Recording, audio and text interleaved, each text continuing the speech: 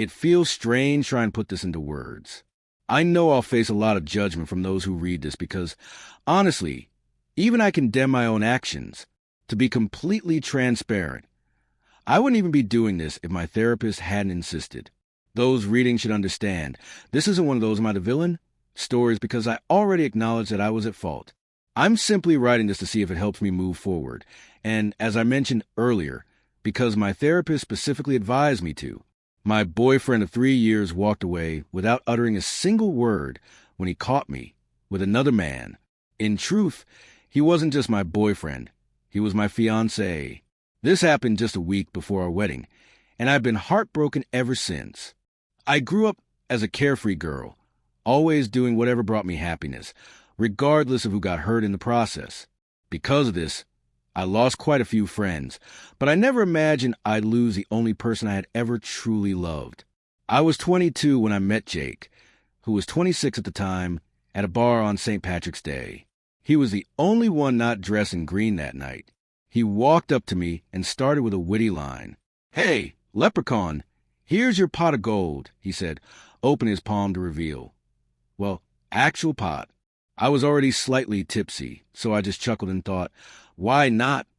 Before following him outside for a smoke.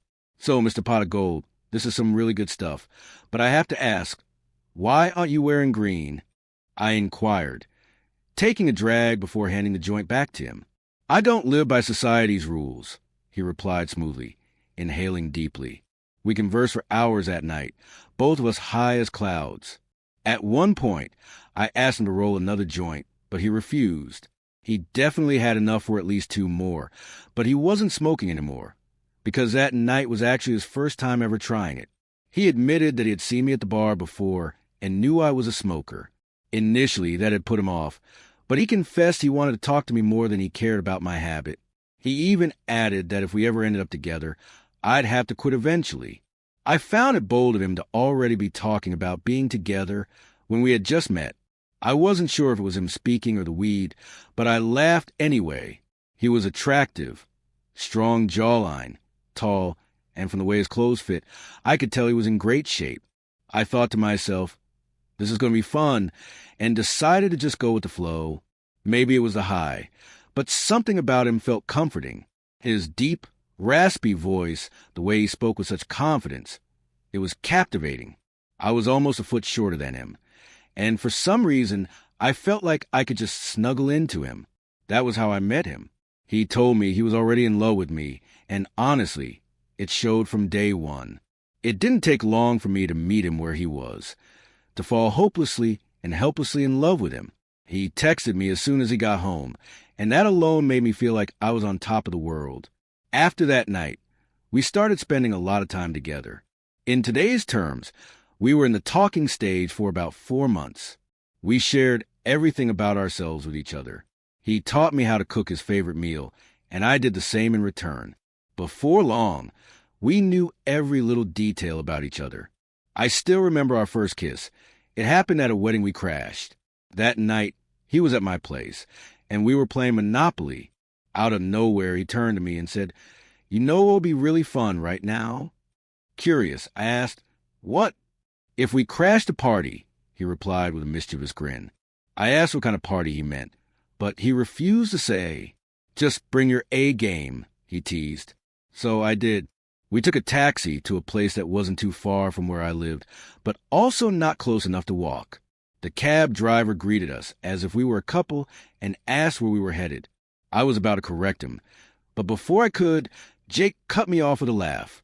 "My girlfriend here is about to make a bride feel like second best at her own wedding," he joked. The driver chuckled, nodded approvingly, and drove us to the address. "You know we're not dating, right?" I reminded Jake.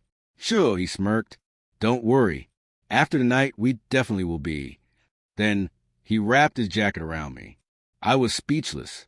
I wanted to ask why he hadn't mentioned it was a wedding, if he knew the couple, and why he had decided to crash an event he wasn't invited to. But I couldn't form the words. My mind was too tangled up in his last sentence. When we arrived, it turned out that Jake knew quite a few people there. The way they glanced at me made me feel out of place, which was fair. We weren't supposed to be there. Once the ceremony started, I finally asked my questions. Jake explained that the groom had once been a close friend of his, until they both fell in love with the same woman, the bride. One day, while playing FIFA 14, they had discussed how to handle the situation, since neither was willing to step aside. In the end, they decided to settle it with a match. Whoever won got to pursue her, while the other had to walk away. Jake lost, so he stepped aside, wished his friend well, and cut ties. He called it a love chain because, according to him, both men had loved her, and she had loved them both in return. That wedding was the first time he had spoken to either of them since losing the game. I thought it was crazy how men made pacts over games, and even crazier that they actually honored them. But in the end, it wasn't my concern. Later, at the reception, Jake and his old friends caught up. He even shared a dance with the bride.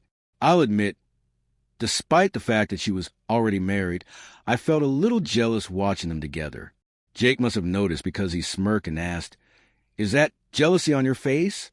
Then, with a playful bow, he motioned for me to dance with him. I placed my hand in his, and we started moving to the music.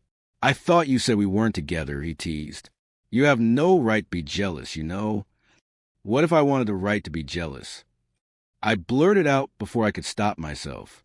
Did I really just say that? Jake had a way of making me confess my genuine emotions without me even realizing it. He grinned, pulled me closer, and I could feel his heartbeat against my head. He murmured sweet whispers in my ear. As the dance concluded, he tenderly lifted my chin, locked eyes with me, and uttered those 3 words that could make anyone feel weightless. Then he kissed me.